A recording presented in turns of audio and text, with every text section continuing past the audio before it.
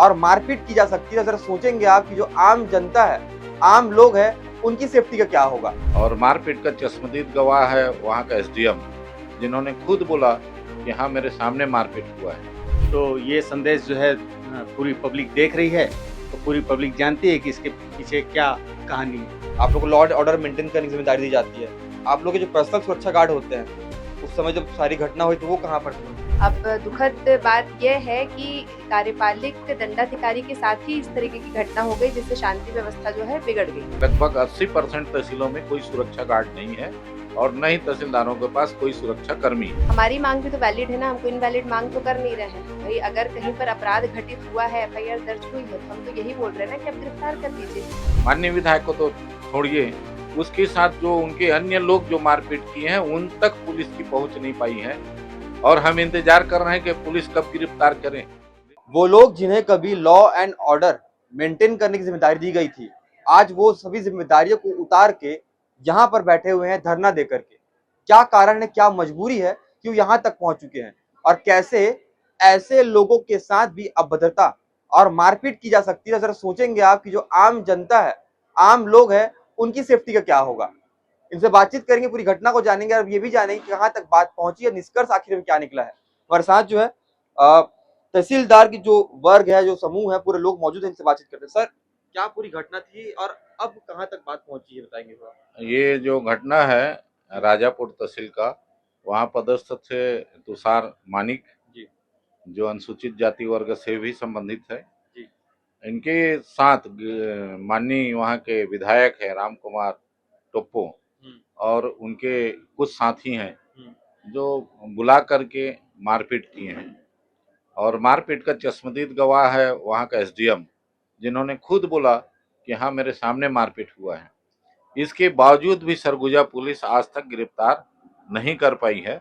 आरोपियों की गिरफ्तारी को लेकर के ही ये आंदोलन है। जब तक आरोपी गिरफ्तार नहीं हो जाती है तब तक ये काम बंद कलम बंद जारी रहेगा।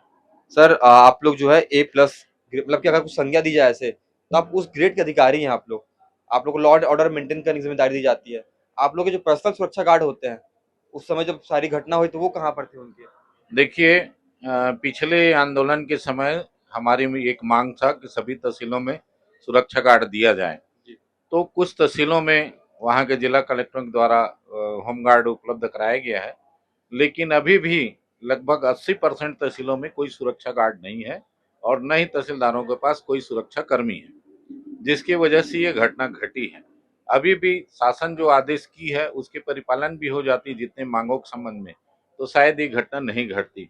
आपका कहना यह सही है कि हमें कानून व्यवस्था कायम करने की जिम्मेदारी रहती है और शांति व्यवस्था कायम करने की हमें अधिकारिता है, लेकिन जो लोगों को सुरक्षा प्रदान करता है और जो कानून व्यवस्था बनाने का काम करता है, उसी को एक जनप्रतिनिधि, वो भी निर्वाचित जनप्रतिनिधि के द्वारा मारपीट कर दिया जाए, तब फिर स्थिति क्या होगी। यदि वही तहसीलदार किसी व्यक्ति के साथ मारपीट करता तो तहसीलदार को तो तुरंत गिरफ्तार करते और जेल चला जाता और सस्पेंड हो जाता। लेकिन अभी तक तो अपने माननीय विधायक को तो छोड़िए, उसके साथ जो उनके अन्य लोग जो मारपीट किए हैं उन तक पुलिस की पहुंच नहीं पाई है और हम इंतजार कर रहे हैं कि पुलिस कब गिरफ्तार करें। गिरफ्तारी की जैसे ही सूचना आएगी हम अपना आंदोलन को स्थगित कर देंगे। बिल्कुल। आप लोग जो कल है टंकराम वर्मा जी के पास गए थे, वहाँ पे क्या बातचीत हुई, क्या निष्कर्ष निकला बातचीत? देखिए, माननीय राजस्व मंत्री और माननीय रेवेन्यू सेक्रेटरी का एक ही बात था कि आप लोग पहले अपना आंदोलन बंद कर काम पे लौटें, जन समुदाय का काम प्रभावित हो रही है। उनका कहना अपने आप में सही है और उनके विचारों का हम सम्मान करते हैं, लेकिन उन्होंने यह नहीं कहा कि कब तक गिरफ्तारी होगी। उन्होंने केवल इतना ही कहा कि एफआईआर हुआ है तो कार्रवाई होगी। तो भाई, कार्रवाई होने के लिए 1 सप्ताह गुजर गया। लोक सेवा गारंटी में हमसे तो उम्मीद करते हैं कि 1 सप्ताह में फलाना काम होगा, 15 दिन में ये काम हो जाएगा, 1 महीना में ये काम करना है। लेकिन क्या एक तहसीलदार के साथ मारपीट हो, उसके लिए क्या ये लोक सेवा गारंटी नहीं लगता कि तत्काल उसकी गिरफ्तारी हो। कानून व्यवस्था बिगड़ती है तो वहां कौन सा ऐसा विलंब करने का ऐसा क्या कारण है। सरगुजा पुलिस से आप लोग पूछना चाहिए कैसी उनकी क्या मजबूरी है कि अभी तक वो गिरफ्तार नहीं कर पाए हैं। आप कहीं ना कहीं मानते हैं कि पॉलिटिकल प्रेशर है उनके ऊपर इसी। देखिए वो पुलिस वाले बताएंगे कि उनके पास कोई और प्रेशर है या नहीं है, उसके बारे में मैं नहीं कहूंगा। मेरा तो पुलिस वालों से एक ही अनुरोध है कि वो तत्काल एफआईआर पे कार्रवाई करे और आरोपियों को गिरफ्तार करे। मेरा अंतिम सवाल आपसे होगा, उसके बाद मैं महिला से बात करूंगा। सर, आपने देखा होगा कि जो राम कुमार टप्पू जब गिरफ्तारी देने जा रहे थे, उन्होंने कहा कि मैं गिरफ्तारी देने जा रहा हूँ, तब उनके जो समर्थक है वो कार के नीचे आ जा रहे थे, उनको रोकने का प्रयास कर रहे थे, तो गिरफ्तारी दे नहीं पाए। इस पर कैसे देखते हो आप? अब वो विधायक जी एक तरफ गिरफ्तारी के लिए निकलते हैं और गिरफ्तारी के लिए निकलते हुए उनके कार्यकर्ता रास्ते में उन्हें रोकते हैं, तो ये संदेश जो है पूरी पब्लिक देख रही है, तो पूरी पब्लिक जानती है कि इसके पीछे क्या कहानी है। Thank you.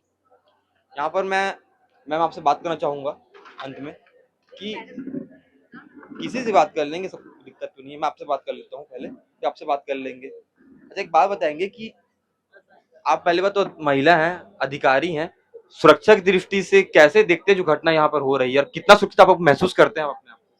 हम लोग तो खुद कार्यपालिक मजिस्ट्रेट हैं और शांति व्यवस्था को बनाए रखना ही हमारा काम है, और इस तरीके की घटना हमारे तहसील में ना हो, यही हमारी जिम्मेदारी रहती है एज ए कार्यपालिक दंडाधिकारी। अब दुखद बात यह है कि कार्यपालिक दंडाधिकारी के साथ ही इस तरीके की घटना हो गई, जिससे शांति व्यवस्था जो है बिगड़ गई। तो अब इसमें हम लोग क्या बोल सकते हैं कि ये कितना निंदनीय बात है कि कानून व्यवस्था को बनाए रखने वाले के साथ ही कानून व्यवस्था बिगड़ गई। तो अब इसमें शासन प्रशासन को सोचना चाहिए कि आप जिनसे उम्मीद कर रहे हैं कि वो आपके तहसील में, जिला में शांति व्यवस्था बनाए रखें और ऐसी घटना ना हो जिसकी उम्मीद आप हमसे कर रहे हैं, और हमारे साथ ही वैसी घटना हो जाएगी, तो हम उस कर्तव्य को कैसे पालन कर पाएंगे? अच्छा मैम, माना कि गलत हुआ है, किसी के साथ मारपीट करना, सारे अपराध करना, वो तो गलत है, लेकिन आप लोग के ऊपर जिम्मेदारी बनती, तो अगर आप लोग अपना काम छोड़ करके आ रहे हैं तो उसका जनमानस प्रभावित नहीं हो रहा होगा उससे? बिल्कुल, जनमानस बिल्कुल प्रभावित हो रहा है और हम नहीं चाहते कि वो प्रभावित हो। तो इसलिए तो ये हमारी मांग है, अगर गिरफ्तारी पहले हो जाती तो हम आते ही नहीं। हमारी मांग भी तो वैलिड है ना, हम कोई इनवैलिड मांग तो कर नहीं रहे हैं भाई। अगर कहीं पर अपराध घटित हुआ है, एफआईआर दर्ज हुई है, तो हम तो यही बोल रहे हैं ना कि आप गिरफ्तार कर लीजिए। आप गिरफ्तार कर लेंगे तो हम आंदोलन पर बैठेंगे ही नहीं। और काम की जो बात है, हम लोग इतने कैपेबल हैं कि हम जिस दिन भी कुर्सी पर बैठेंगे, हम किसी भी जनता को, काम को जो पेंडिंग है उसको हम अतिरिक्त समय देकर के वो पूरा काम जो है हम पूरा करेंगे। अंत में सिर्फ एक ही सवाल है कि ये जो आपका आंदोलन है, प्रदर्शन है, ये कब तक जारी रहेगा? बस गिरफ्तारी तक। गिरफ्तारी तक। तो मैडम का जो अंतिम सवाल, मेरा तो पूछा गया सवाल था, उसका जवाब आया कि जब तक गिरफ्तारी नहीं हो जाती तब तक जो प्रदर्शन है, ये जो आंदोलन है, वो जारी रहेगा। जो तहसीलदार हैं, जो नायब तहसीलदार हैं, इस बार जो है आर पार के मूड में है। जब तक कि राम कुमार टोप्पो जो कि सरगुजा में विधायक है, उनकी गिरफ्तारी नहीं हो जाती, तब तक की जो प्रदर्शन है वो जारी रहेगा। लेकिन सोचने वाला विषय ये है कि ये सारे जो लोग यहाँ पर बैठे हैं, तमाम छत्तीसगढ़ के 33 जिले, सरगुजा संभाग से लेकर के बस्तर संभाग तक, आज जो है राजस्व के काम जो है ठप पड़े हुए हैं। कारण यही है कि ये जो लोग हैं, जिन्हें सुरक्षा की दृष्टि से सुरक्षा दी जानी चाहिए थी, ये वो लोग हैं जो दूसरों की सुरक्षा को कायम रखते हैं, जो दूसरों की सुरक्षा की गारंटी देते हैं, लेकिन इनकी खुद की जो सुरक्षा है वो भगवान भरोसे है। अब देखने वाला विषय ये होगा कि जो राम कुमार टोप्पो है, उनकी गिरफ्तारी कब होती है। इस पूरे मामले को लेकर के आपकी क्या राय बता सकते हैं कमेंट बॉक्स पर। और बाकी ऐसी खबरों के लिए बने रहे सीजी भास्कर के साथ।